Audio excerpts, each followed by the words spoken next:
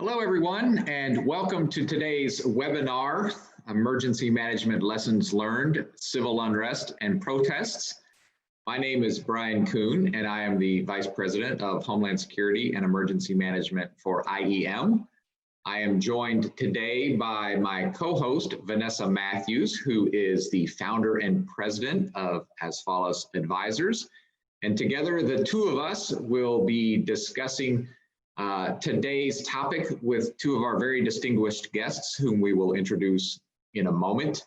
And I'm very excited for you all to hear from them, to share your thoughts, questions, and ideas, and to think about what's going to happen in the year ahead. And so as I prepared for today's webinar, I went back and looked at my calendar for the same week from last year. And in that 1 week time frame, I flew back from Thanksgiving, flew to Austin for a meeting, came back to Tallahassee, flew to Washington, D.C. for a meeting, sat at an in-person congressional hearing, went to an in-person holiday party, went to New York City for some additional meetings, and then flew back to Tallahassee for a youth baseball tournament.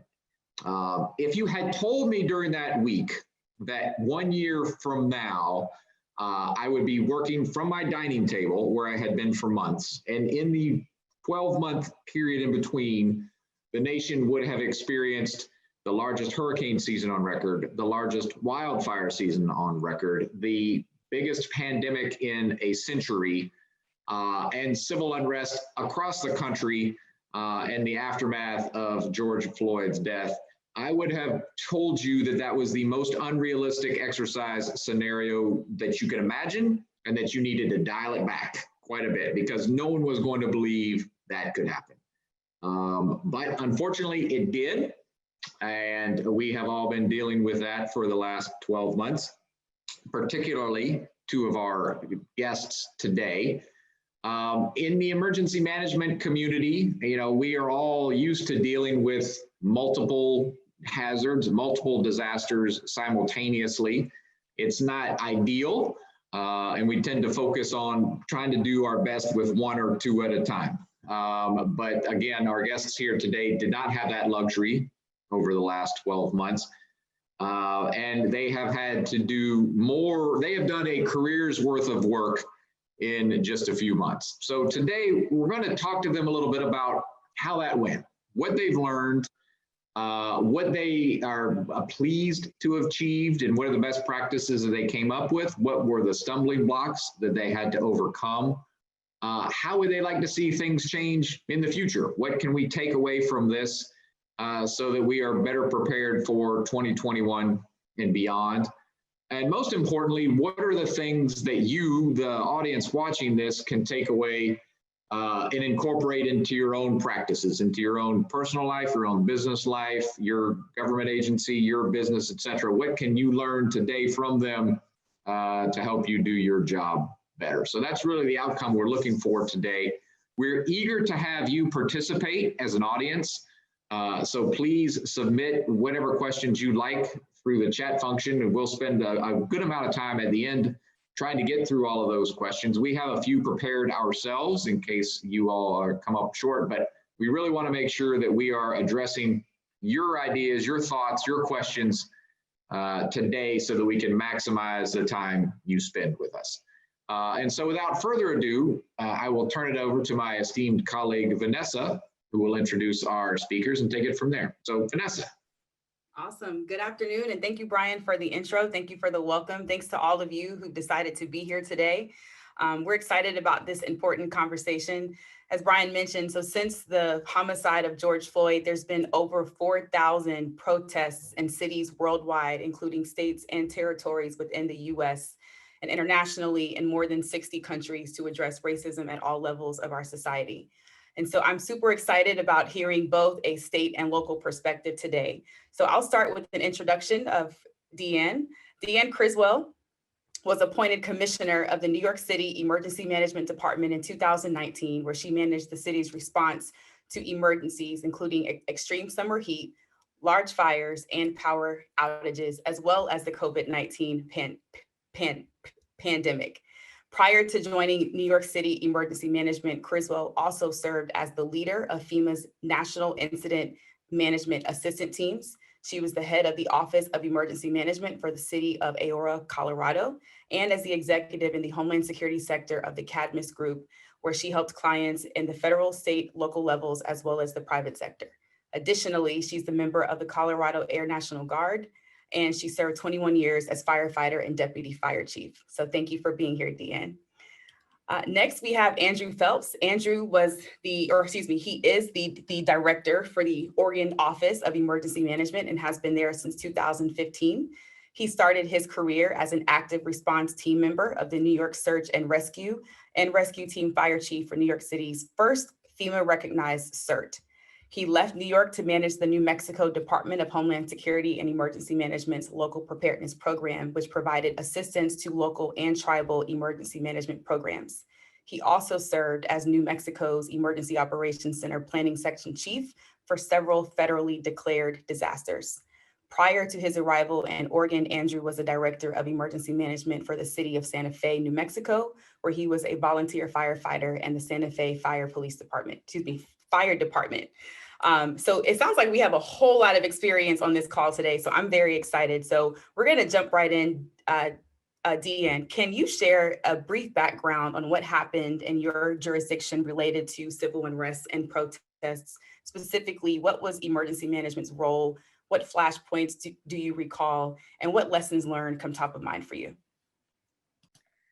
Thanks, Vanessa. Thank you, Bryan.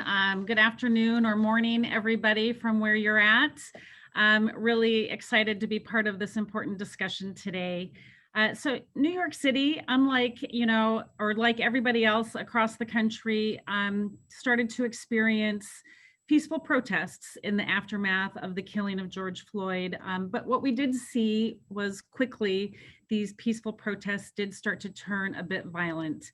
And these protests occurred as the country was grappling with COVID-19 and the devastation and the disproportionate impact it has also had on our communities of color. And so we were managing these two very important issues at the same time, and how do we adequately address and look at the disproportionate impact that we see across communities of color in whatever neighborhood you're in. So here in New York City, the peaceful protests started on May 28th, and they stayed peaceful for a few days. We started to see some increase in violence over the first few days, but it was, into the third and the fourth day that we did start to see some increase in the violence and more civil unrest that was happening. And we started to see looting happening across the city. And this was, again, across all 5 boroughs. So it was equally distributed across the entire city. And it lasted till June 7th. And what we did here and what happened here is New York City, we have what we call the citywide incident management system. And in there, we define who has responsibility for different types of events that occur in the city. And so for civil unrests, that clearly falls within the realm of the NYPD. And so they had complete control and incident command responsibilities throughout that period. The role of emergency management throughout that was to assist with coordinating resources as requested and bringing in, providing situational awareness to our partners as well. So just to back up a little bit more, just, as the protests and the civil unrest continued across the city, again, it continued to rise day by day. And on June 1st, New York City put in place a curfew of 11 p.m. And it's the first time we had put a curfew in many years. I can't remember off the top of my head. And I think that maybe there was one that was put in place during Sandy briefly, but many years before we had actually put a curfew in place across the city. And we found that, even after the first night of 11 p.m. that we still saw quite a bit of violence happening beyond the curfew. And so the next night it got changed to 8 p.m. And the curfew stayed in place until June 7th. And we started to see decreases in the civil unrest across the city. And so the mayor and the commissioner for NYPD determined that the curfew could be lifted. And so after the 7th, it was lifted. But we did see a lot of damage across the city, it was really where emergency management started to get involved a little bit. You know, one of the things that we did, and I think is really important for the role of emergency management in these types of situations, is that situational awareness. And I'm fortunate that I have a 24/7 watch command that provides information on all disasters to senior leadership, hourly updates as needed during major storms. And so we took that process that we had put in place for providing normal disaster updates to senior leadership, and we added in and started providing updates on what was happening across the city so people could have better situational awareness. But I think the other thing that's really important for what we did here is the fact that we have a really great partnership with our private sector, and we have a large private sector stakeholder network that we communicate with year round. And so one of the really important things that we did here was working very closely with our private sector partners and keeping them informed throughout the events, what was going on, when the curfew was going to go into effect, what other actions that the city was taking. And so I think that was a really important role for emergency management, was really to try to help provide information in areas where people weren't quite sure where to get the information from, other than what you were seeing happening on the news.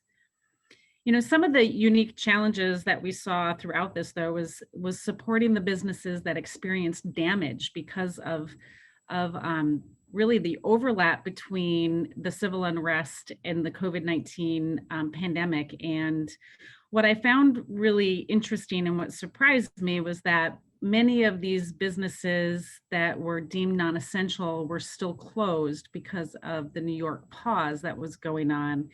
And so when we started to work with businesses to help them identify what their damages were and determine what sources of funding would be available to help them, the one thing that we found was that they weren't eligible for certain federal funding because they were closed due to the pause, because they weren't an essential business. And so only those businesses that were damaged and were still open and operating were actually eligible for certain types of financial assistance. And so that was a unique challenge that we experienced that I wasn't expecting as we were going through this. And I think the other thing that's important to talk about too is really how my staff, I have a decent sized staff here, and it includes a large number of detailees from the NYPD, as well as career service emergency managers that are here, and how each of them differently experienced this. It was very personal to them, and each person experienced what was going on in the city in a very different way, and managing their ability to deal with what was going on and helping us as an agency heal throughout this process, I think was really important.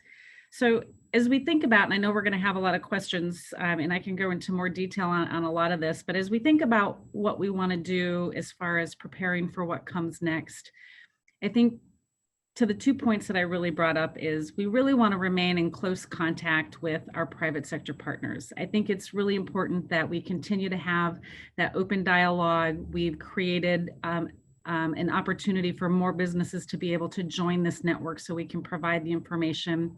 And in fact, what we did last month is we facilitated a call with this private sector group that we have, as well as with the NYPD operations lead, to talk with our private sector partners about what NYPD's plans were for post-election, and if we were going to see similar instances happen. And so creating that open line of dialogue was really important, and it was really appreciated by our private sector partners. And I think the other thing, as we look at, you know, what we want to look at going forward and into the future, is that what we saw through this and we saw through COVID-19 is that there are large disparities in the resources that are afforded to our minority and lower income communities. And COVID-19 really underscored the importance of that and the reality that more really needs to be done to ensure that all people are treated fairly and that all communities have equal access to resources. And I think that that's an important thing for us as we start to look at what we're going to do going into next year, and how we're going to be able to help New York City recover from COVID-19 or anything else, is making sure that we're looking at this through an equity lens and a real focus on assisting our underserved communities in ways that maybe we haven't focused as much as we could have in the past. And I think the last thing that I would say too is just really also looking internally and renewing our focus on ensuring that we have a diverse and an inclusive workforce, and we have an equitable way that we are approaching our day-to-day operations here within New York City Emergency Management. So with that, I know there's a lot more to talk about and there'll be a lot of questions. I think that I'll stop there for now, and I'll turn it back over to you, Vanessa. I could hear you go on for 20 more minutes. I think you did a phenomenal job. Thank you. Thank you. So Andrew, I'll ask the same question. Can you share a brief background on what happened in your jurisdiction related to civil unrest? Specifically, what was emergency management's role? What flashpoints do you recall? And what lessons learned come top of mind for you? Thank you, Vanessa, and thanks, Deanne, for your comments. I'm really excited to provide sort of the state level perspective, which obviously from an emergency management standpoint is a little different than that local boots on the ground flavor. I will say I'm not going to talk so much about lessons learned and what we did, but I'll talk about what we're learning and what we're doing, because many of these issues are still ongoing, particularly in the city of Portland. So similar to what Deanne expressed in late May, after the death of George Floyd, we saw a different kind of protest than what we typically experience here in the Portland metro area and in Oregon. Portland is known as a proud First Amendment city, a place where we have discourse and sometimes disruption with protests. Typically they're peaceful, if disruptive. But we saw a different flavor of activity, of protest activity in May and really through the summer and continuing to this day. I want to note that a lot of the attention, the media attention, was focused on a very specific area of Portland, maybe 10 or 15 city blocks. But there was activity happening throughout the city of Portland and the state of Oregon. Most of it was peaceful demonstrations, Black Lives Matter protests and marches to have their voices be heard. Conversations about equity and inclusivity. I think COVID set the tone for what Deanne was talking about. Disasters are not an equalizer. They disproportionately impact minorities, non-English speakers, lower income folks, people of color.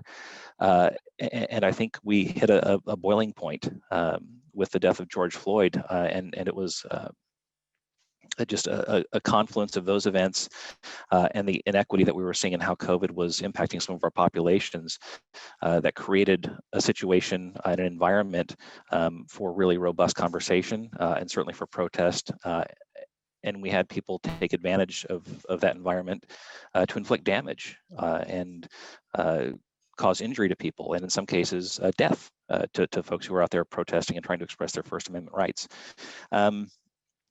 I did mention that outside of the 10 or 15 city block area of Portland, there were a lot of other protests. Again, most of them were peaceful. The state capital, Salem, had protests. In fact, due to our coronavirus posture, I hadn't been downtown to the state capitol building in quite some time. And in June, driving past the Capitol, seeing it sprayed and boarded up was just shocking. I hadn't expected that, but really up and down the Willamette River Valley, which extends down to Eugene, Oregon, University of Oregon, and even in some very rural parts of Oregon, Klamath Falls, saw protest activity that we hadn't seen in those parts of the state. Some of you may remember the Malheur Wildlife Refuge occupation back in 2016. That I think really set the tone for what a rural community can experience during protests. And we continue to try to build on those lessons learned, and I hesitate to use the term lessons learned, lessons to be learned, because sometimes these things keep repeating themselves over and over again. I mentioned the timing of this. I think having COVID set the stage for folks feeling agitated, uneasy, anxious, really ignited what here in Portland and throughout the state of Oregon. We talk a lot about equity and inclusivity, but I think what we've learned over the last 8 to 12 months is that equity can't be something that's added on later.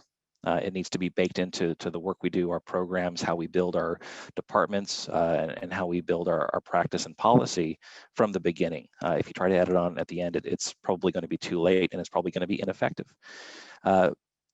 From an emergency management standpoint, especially at the state level, we maintain that role of supporting our local partners. Everything that we do is locally driven. The state serves as that backstop, and then the feds serve as the backstop to the state.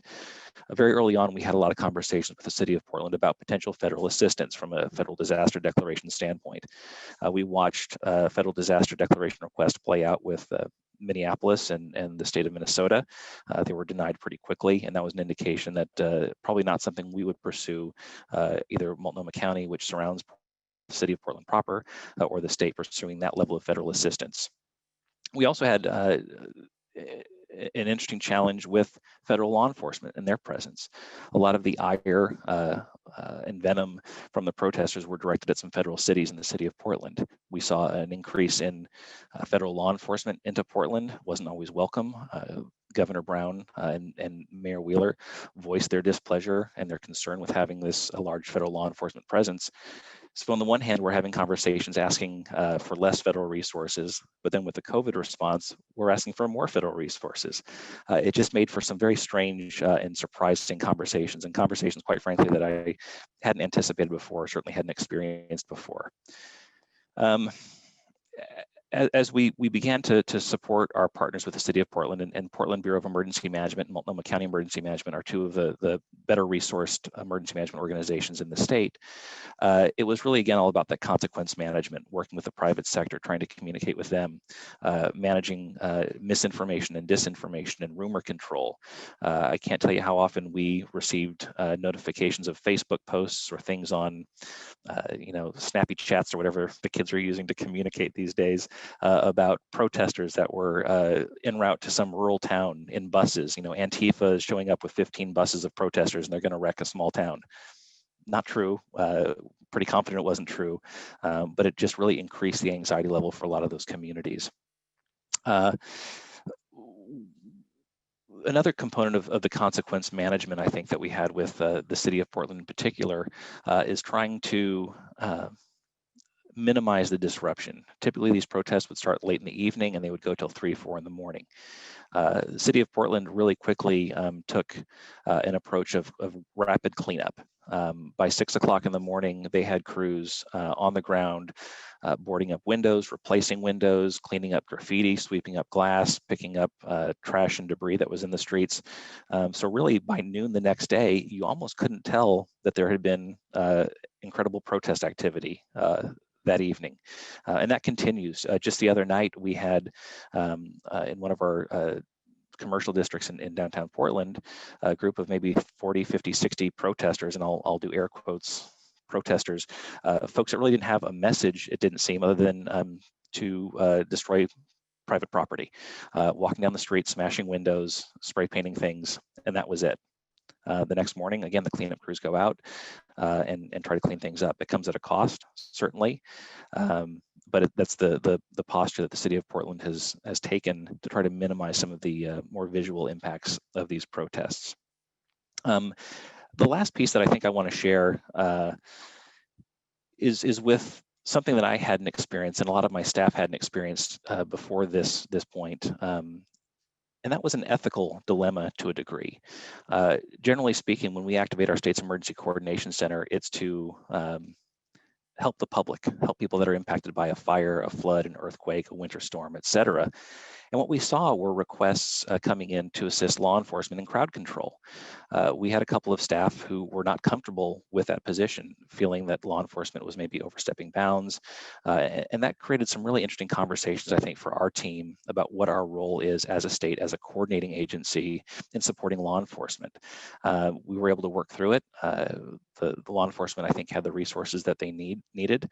And we saw some pretty impressive leadership from Governor Brown here at the state level. There were at least 2 instances where the governor invoked a state of emergency one of the powers that the governor has, that again, as an emergency manager, when you look at your statutes that govern emergency declarations, you think, yeah, we're probably never going to see this particular aspect of our emergency declarations invoked. But it provides the governor to invoke control over all police and law enforcement activities in such an area as designated in a declaration, including the activities of all local police and peace officers. Again, that's one of those things that as an emergency manager, like, yeah, I don't think I'll ever see that. Well, we saw it twice this summer where the governor invoked that aspect of our emergency declaration authorities and placed the Oregon State Police in charge of the city of Portland's law enforcement in a unified command with Multnomah County Sheriff's Office to coordinate law enforcement activities for a finite amount of time. It was typically 2 or 3 days. We saw that towards the end of the summer, and then we saw it again during the election as a command and control opportunity. So it's been a year of firsts. You add to that the wildfire challenges. And again, not a lot of lessons that have been learned, I don't think yet, but a lot of lessons for us to learn. Thank you.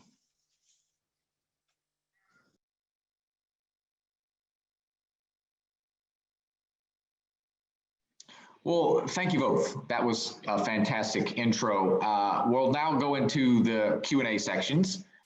And so all of you have the opportunity to ask questions via the chat, and I'm going to put them over here and bring those up. But I'm going to use my co-hosting prerogative and start off with one of my own. And it's to both of you because you both mentioned it. It's regarding the engagement with the private sector. Deanne, your private sector coordinator is Ira Tannenbaum. I've known Ira for a dozen plus years. I got to meet him for the first time when I was with Walmart Emergency Management, and he's been a terrific leader in this space throughout that period. It has evolved this year, I think, and it will continue to evolve next year. So what would you like to see happen in the future? Either information going to the private sector, coming back from the private sector, better ways to engage, and same question for you, Andrew, after Deanne goes. It's a great question, and it's an interesting question. I thought about it a lot over my time actually here with New York City, but even more this summer.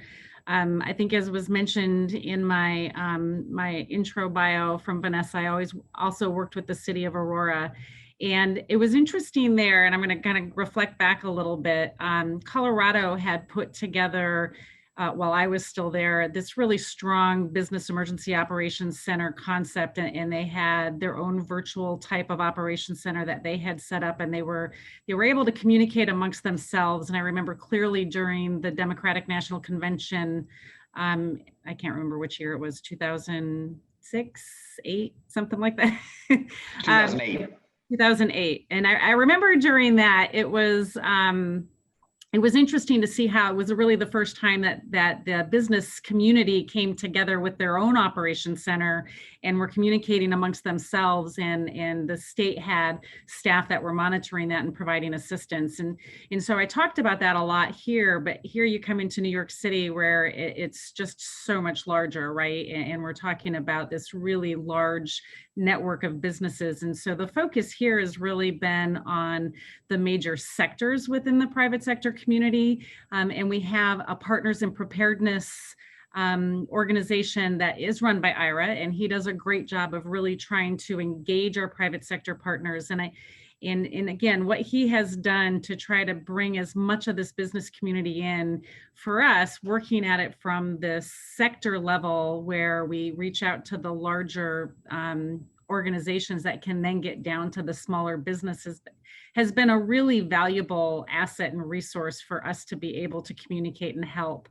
And I think going forward, it's really trying to figure out, how do you make that connection, right? How do you continue to have a connection with the private sector community in a city the size of New York City that helps those smaller businesses that are, in those communities that are more underserved in the first place, right? And how do we continue with that engagement? And one of the things the city has done, really as a result of COVID-19, but we'll be able to be, used in all situations is they created this racial and inequity task force to really target the communities that had been the hardest hit. And when the protests happened, that task force was able to really reach out and assist with them. And a couple of the things that they did, which I thought was pretty amazing, was in June, the task force was able to put in place a restaurant revitalization program that was really reaching out to those restaurants in the underserved communities to support the unemployed or the underemployed. And they got these restaurants and helped with programs and funding to commit to paying full minimum wage for their staff, which I think was great in trying to help them continue to thrive during these uncertain times. And then in August, the city partnered with another organization called Mercado to increase the amount of home delivery services available to vulnerable New Yorkers. And this really helps support our independent grocery chains. And so I think the thing for the future is these are two small examples of how we were able to really reach out to have the private sector be part of the solution. And I just don't think that we do that as well as we could here in New York City or anywhere. Really, how do you really tap into the private sector to make them part of the solution, especially when you're looking at a private sector that is as large and complex and complicated as we see here. And I think that the more we can do to start creating those smaller networks and engaging those areas, those businesses, I think that we'll do a lot for our own preparedness and our own readiness for other disasters in the future. Good, thank you. Andrew, what about from your perspective?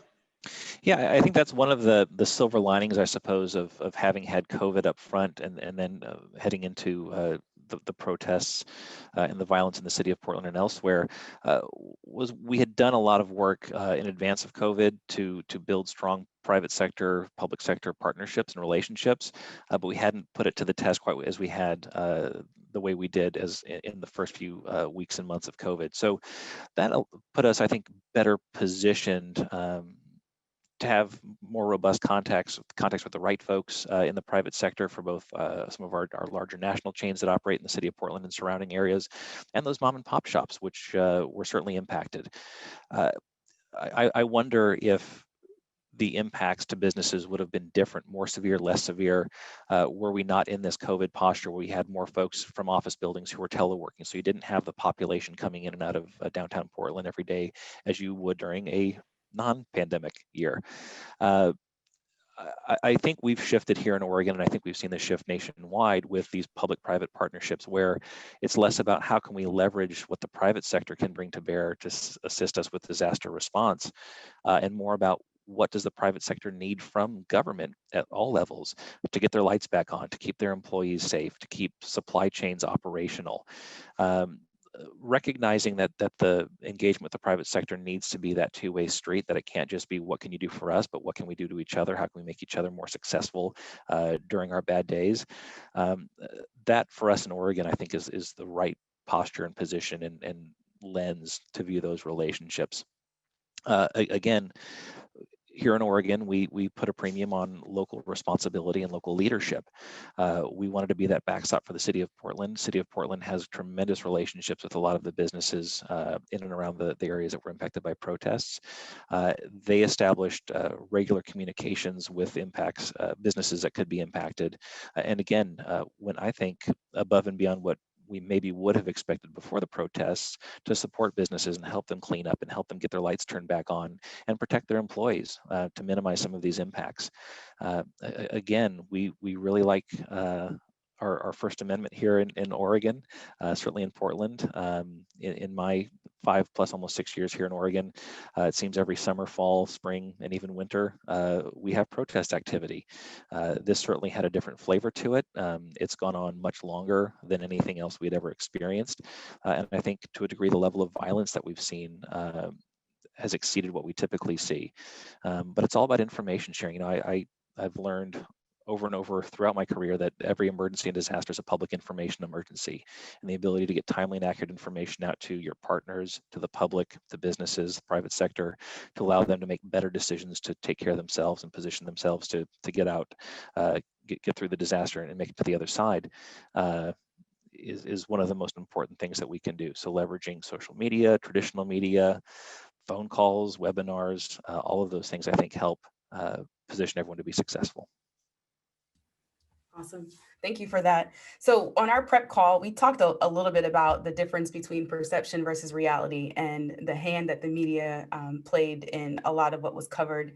And I want to first say thank you to Ricky Davis for submitting 2 questions. I'll go ahead and weave those in now. So how did you both handle conflicts in information, number one? And then number 2, what social media platforms did you find to be critical to communicate at both the state and the local levels? I'll go ahead and jump off first with that.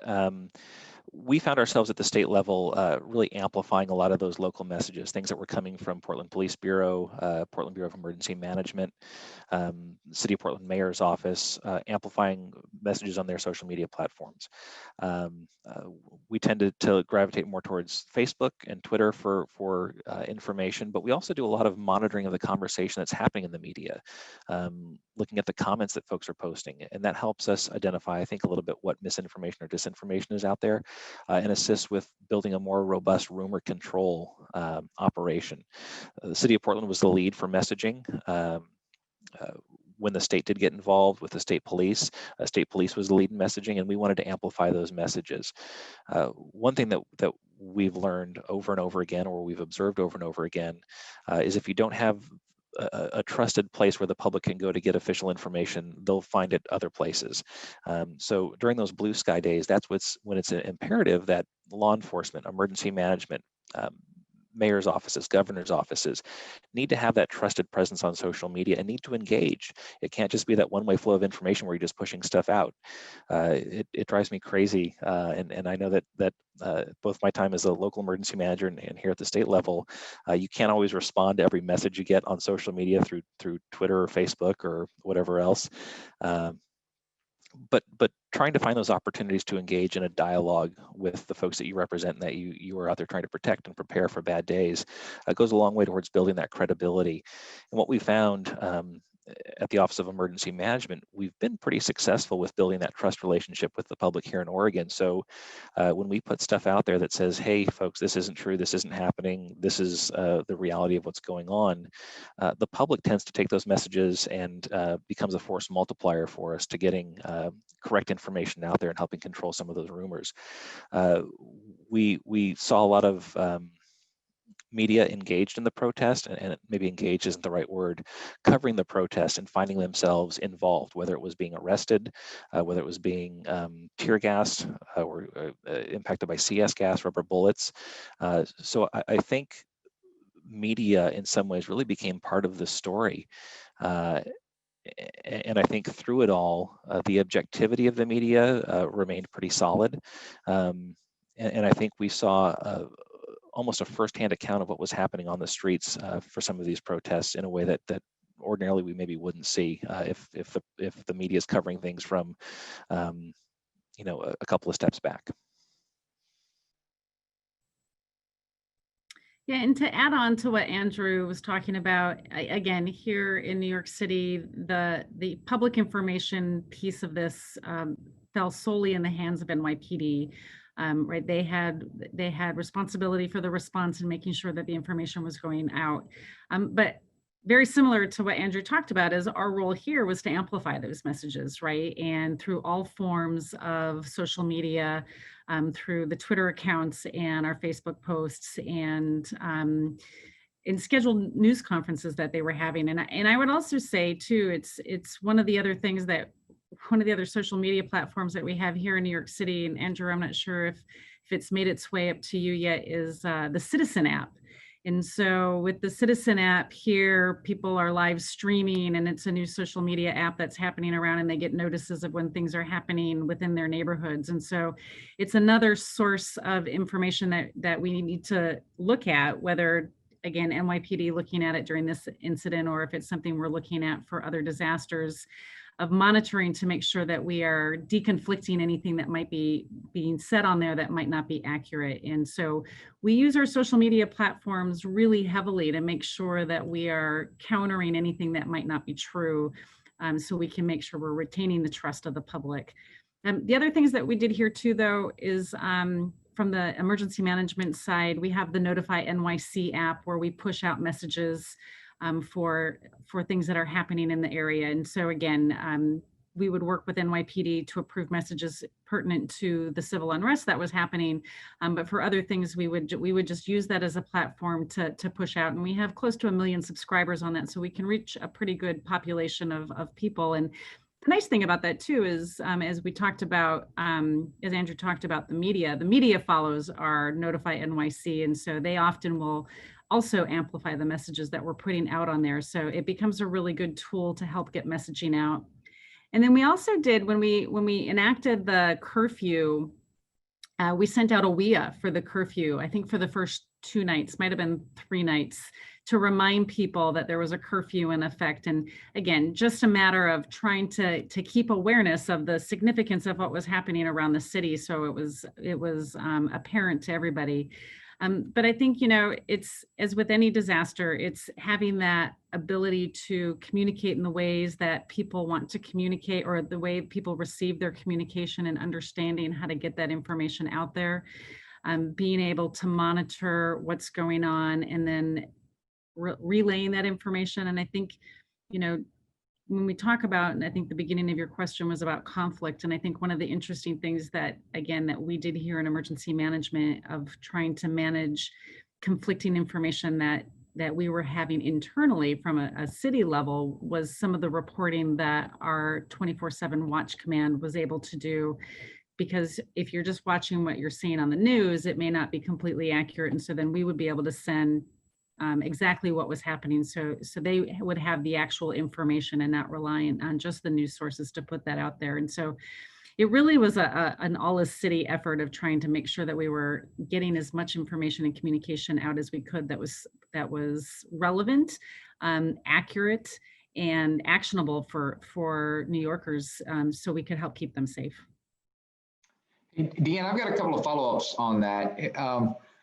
One of the issues that we talk about all the time is, how do we measure the effectiveness of what we do? We talk about it in terms of mitigation. We talk about it in terms of preparedness, et cetera. Have you or anybody tried to measure the effectiveness of the messages that you were putting out during the protest period? And specifically, at the beginning, you highlighted when they started peaceful and when looting started to become more violent. Were you able to keep that from happening earlier, or perhaps end it a little bit earlier through your messaging? Do you have any quantifiable evidence of that, or is it even possible to get that quantifiable evidence, so in the future we have a better sense of what to message, when to message, how to message, et cetera? Well, it's an interesting question. We've been having a lot of conversations here lately on measuring our return on investment for just even some of the advertising that we're doing to get people to sign up for these tools, right? And how effective are we at getting new people added to our list, or our subscriber list, so we can continue to message. We do surveys, right? And we do citywide surveys after major events, or even after WIAs, to see whether or not those were effective or not, and what people thought of them. But it's an interesting point you raise on measuring the effectiveness on some of the notifies and the actions that might have been taken. I have to say that I don't think that we're quite there, but it's a valid point of trying to figure out how effective are the messages that are going out, and how can we measure it. I'm open to suggestions from the group, or Andrew, if you have done something to measure the effectiveness of the social media messages, other than, we monitor like how many people click on it and how many people look at it, but what does that really tell you? And it's actually been a conversation we've been having for the last couple of weeks now, of how are we measuring what people are looking at and why they're looking at it and what actions they're taking. And we don't have a good measure yet, but it's definitely something that is on my priority list going into 2021. I'll do one more follow-up on that. And it's a question actually that I'm going to weave into it. It's from Brian Rogers. And I'll do it with a preamble, as I want to do. This year has completely changed my perception of the consequences of the actions that I've taken. I recall in 2017, when Irma was approaching Florida, I recommended to the governor that we cancel the college football games that were scheduled because we needed law enforcement to deal with evacuations. And he said yes. And I said, at that point, man, I hope this storm actually happens now, so that I don't look like an idiot for canceling college football. Looking back, that seems like a very small event compared to what we've gone through this year. Conversely, similarly, post hurricanes, we would occasionally have curfews in areas in order to try to, frankly, because the law enforcement and first responders were overwhelmed. And I often thought that it was sometimes used as a bit of a blunt instrument, we could have solved those problems with other ways through mutual aid, et cetera. But this year, curfews have been used quite effectively, both for helping to stem the spread of pandemic and helping to reduce the violence that you've had in your locations. So, Brian Rogers' question here, citywide curfews has proven beneficial in curbing protests, violence, and property damage. Do you see the curfews being utilized more in the future, and are curfews a state or local government decision? And I'll go, Andrew, let me go first to you, and then I'll pop over to Deanne. Yeah, so we typically use that tool at the local level. The governor does have authority for statewide curfews and all kinds of actions statewide. We haven't had to do anything statewide outside of some of the stay-at-home orders and some of the other things associated with COVID. But I think there's a couple of tools in the toolbox administratively for local government to use, and a curfew is one of them. To your point, Brian, it does minimize the wear and tear on some of law enforcement, the other services that are needed to respond to the protests and keep folks safe. We did use them, or the city of Portland used them quite effectively, I think, a handful of times, but not without controversy. Again, it does look like that blunt instrument or heavy-handedness to deal with something that can be perceived by some as a small, isolated issue, and you're impacting, a city of 400,000 folks because of the actions of 100 folks during a demonstration that becomes violent. So, in Oregon, we treat that generally as a local tool for them to use. Deanne, how about from your perspective? And then from the city perspective, it is a tool that the mayor has. And in particular, when he declared a state of emergency for the COVID-19 pandemic, it gave him the ability to utilize that tool for a variety of things. And so we did utilize it here for the protests. We have not utilized a curfew at all as it relates to just the COVID-19, keeping people out of restaurants and so forth. We have not done a curfew for that. We have put time limitations on when restaurants can be open, but we haven't actually done a curfew specifically for keeping people to encourage the social distancing like I have seen in some other cities across the country. But I think it is a useful tool, right? And when used appropriately and explained appropriately, and I think that is the big piece. Before we did the curfew and before we sent the WIA out, the mayor had a press conference first, right? And he went over the details of why he was doing it and how long he thought it might last and what the intent was. And I think that helps, right? And trying to get that communication out of the goal you're trying to achieve with the curfew so people understand. Now, will everybody understand it? Of course not, right? And there are people that aren't going to be happy with it because you're taking away their right to do what they feel is within their realm to do. But it is a useful tool when, again, I think when used appropriately and messaged appropriately so people understand the end result of what it is you're trying to accomplish. I think that's the key that has to happen. And I think that's why it was successful here during the protests, is because people understood the end result of what we were trying to do. Awesome. So you guys have talked a lot about equity today. I've heard you guys say that on numerous times, and I know we have about 12 more minutes. So I'll ask this last question, and then we'll get into some questions from the attendees. What is your agency doing in regards to diversity, equity, and inclusion in light of what we've experienced and learned from the George Floyd homicide? Or just what may be some things that you guys are doing as individual leaders that we might be able to learn from? I can start on this one. It's been a journey here at New York City Emergency Management, without a doubt. And I think that we've always talked about diversity and inclusion within our workforce. We have an EEO officer that puts out their diversity strategy every year, and our HR department has a diversity strategy. But what I would say is I think that it really hasn't been internalized. And I think, from some of the things that Andrew had talked about, it has to be part of your everyday belief system here and your culture within the agency. And while we talked about it, I don't know that we embraced it as much as we could. And the reason I say that is because we had so many different reactions to what was happening with the protests as a result of the killing of George Floyd, and how personally, as I mentioned earlier, how personally each of my staff took that, and how they just really felt that they needed to have an opportunity to be heard. And so that was really eye-opening for me. And it was very educational to really kind of really listen to what people were feeling as this was happening around us. And so we did a couple things here.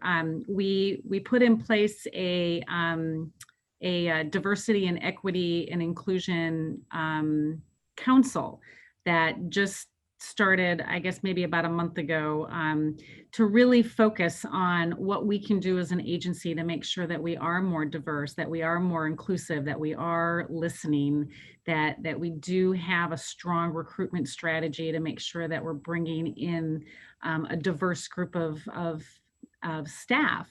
And then, but even before that, I created a very small task force with a couple of individuals to talk about how can we as an agency listen to each other and help each other navigate what we're experiencing or what we did experience over the summer. And so with that, we actually hired a consultant to come in and do some equity listening sessions. And we separated those out by the executive team, did one, and then our higher level managers, our middle managers, and then our staff level. And we're in the process of completing those listening sessions. And the listening session that I was on, it was really informative. It was really helpful, and it was really interesting. Everybody really opened up, and people really just wanted that opportunity to be heard on how they were experiencing what was happening and what has happened to them throughout their life. And I don't think that we've ever taken that time to really listen to each other and the things that they experience outside of the workplace and how that impacts them when they do come to work. And so those are the things that we have started. We have a long way to go to now institutionalize some of the things that we have started now as we go into 2021. But I think we've taken some really strong steps, and I'm excited to see what next year brings for how we continue to move this forward. Andrew, what about you? Yeah, so as I mentioned, disasters really, I think, highlight the inequity of some of the programs that we work with on a day-to-day basis. I have this vision, disasters are sort of cloaked in the garment of inequity. You see the folks that are impacted, the ones that can least afford it, the ones that can least manage their way through a recovery process. Those are the ones that are impacted the most. So I think we start by having that real survivor-centric response.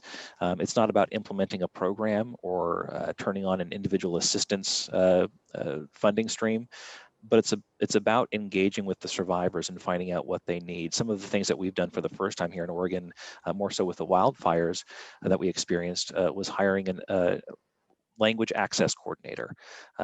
There's dozens and dozens of language spoken here in the state of Oregon. So finding a way that we can make sure that we're able to provide translation service, interpretation service, even including ASL interpreters during press conferences is something that's relatively new for us here in Oregon, something that we hadn't spent a whole lot of time working on over the last couple of years, but this year now that's, again, woven into everything that we do. Ensuring access to information for everyone. You don't just have to speak English or Spanish to have access to it. Ensuring things can be translated into Vietnamese, Russian. That's a big component. So there's that piece, the programs that we try to manage and trying to meet disaster survivors where they are, and the realization that, quite frankly, a lot of these programs, the federal programs, were built inequitably. And I think as we see a change in transition in administration at the federal level, I think it provides an opportunity for the federal government and FEMA on the disaster and emergency management side to break down some of their programs and rebuild them with that equity lens baked into it.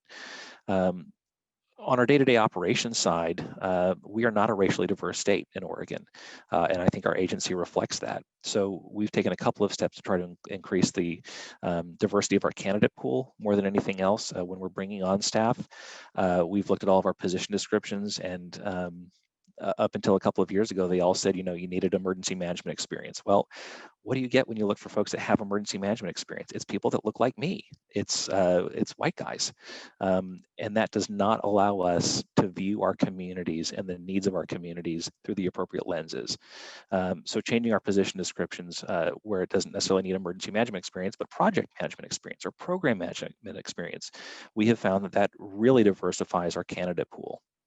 The type of education, how we're doing outreach and advertising our positions, those go away from hiring folks that have my experiences and look like me and grew up the way that I did, and allows us to bring in more folks that grew up with different experiences and facing different types of inequity and injustice.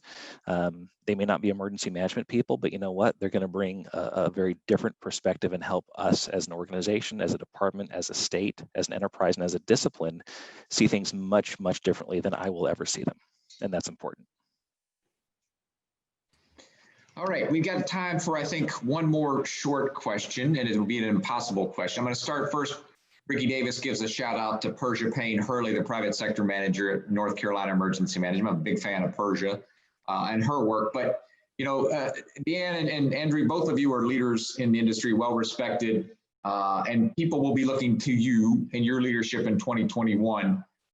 So what are you looking forward to accomplishing in 2021 based on your 2020 experiences to help move things forward? So if you'd each take about a minute or so to do that, we'll wrap it up. And I apologize again for the impossible question in such a short time frame.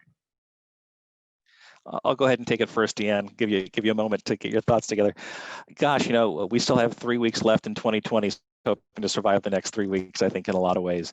But my concern is that my fear is that 2020 isn't an anomaly, it's an indicator.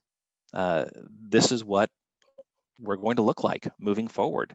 We're going to see increased impacts from climate change. We're going to see emergence of disease that haven't before now impacted the human population. We're going to see more intense wildfires, and we're going to see folks take to the streets and let us know when they're not happy and when we want to see change. So as emergency managers, I think we need to be leaning forward. I think we need to be much more inclusive of our partners, the private sector, different sectors in government, different levels of government. And we've talked a lot about whole community, but I think that just becomes a buzzword like resilience or some other things that get thrown around. I think we need to take a concerted effort, not just to do response, but to become risk reduction organizations and everything that entails. So I'm expecting a repeat of 2021. I don't think that anything is magically going to change on January 1, 2021, and rainbows will appear and birds will be chirping. We're in the bad day business, and I think we're going to have a lot more bad days to come. But through dialogue like this and conversations like this and establishing and building and improving the partnerships, we'll continue to get through it. I regret now asking you that question, Andrew. How about you, Deanne? Well, I'm not going to have such a glim look as Andrew might have, but I will agree with him that climate change, whether you agree or disagree with it, we have seen increased amount of disasters and intensity and in the number, and it's just going to continue to grow. And we're also seeing more new and novel events, the coronavirus. I worry about a cyber event, right? And these things that we have never responded to yet. Those are the things that I'm concerned about. And so I think as we look forward to 2021 and even further, I think the first thing is really cementing what emergency management's role is in these types of crisis events, right? And I think that you've heard me talk about this before, Bryan, that I think that emergency management as a discipline is still very young. It's continuing to mature, it's continuing to grow. But I think what we have seen through 2020 is the value that emergency managers bring to the table, the value that they have this unique skill set of critical thinking and problem solving and being able to look at things from a different lens really adds a lot of value to the agencies that you're working with, the partners that you're working with across the city. And I think we need to continue to emphasize that this role of an emergency manager, as I tell my team all the time, is not just to coordinate, it's really to lead that coordination, right? We have the relationships, we know who to talk to, or we are the ones that people come to when there's a problem that nobody else can solve, or maybe they just don't want to solve, right? Who do they take that to? They take that to emergency managers. And I'm happy to have that role. I'm excited that we are the agency that people want to come to when a problem is too tough or it's a problem they don't want to solve. And I think that we need to continue to emphasize that role of emergency management across the country. And I think because we're going to have this isn't going to be the last novel event that we see. There are going to be more. It's not going to be the last largest hurricane season. While it was the busiest hurricane season, we didn't have as many hurricanes as we saw maybe during the Florida 4. Was it as bad as what we saw during Hurricane Katrina, right? And so numbers are just numbers. Put it in context to the impacts that people have. And I think that the role of emergency management continues to grow, and I'm excited to be part of this profession, and I'm excited to really take it to the next level and as this unique and standalone and reliable discipline that it is. Well, we're excited to be on the journey with you. I want to say thank you so much to both you, Deanne and Andrew, for your time and for participating, for Bryan, and to all of the IEM and the Asfalis team to help make this possible. Thank you for all of you who joined in and found the value for your time today. We will provide a webinar replay for everyone who registered, and yes, you can send it out to everyone who was not able to attend. We have a few follow-up survey questions as soon as you exit the webinar today, so please be sure to provide us your input. We want to make sure we understand how we can continue to support you and add value. Happy holidays, everyone, and thank you guys for attending. Thanks, everybody. Be safe. Bye-bye. Thank you.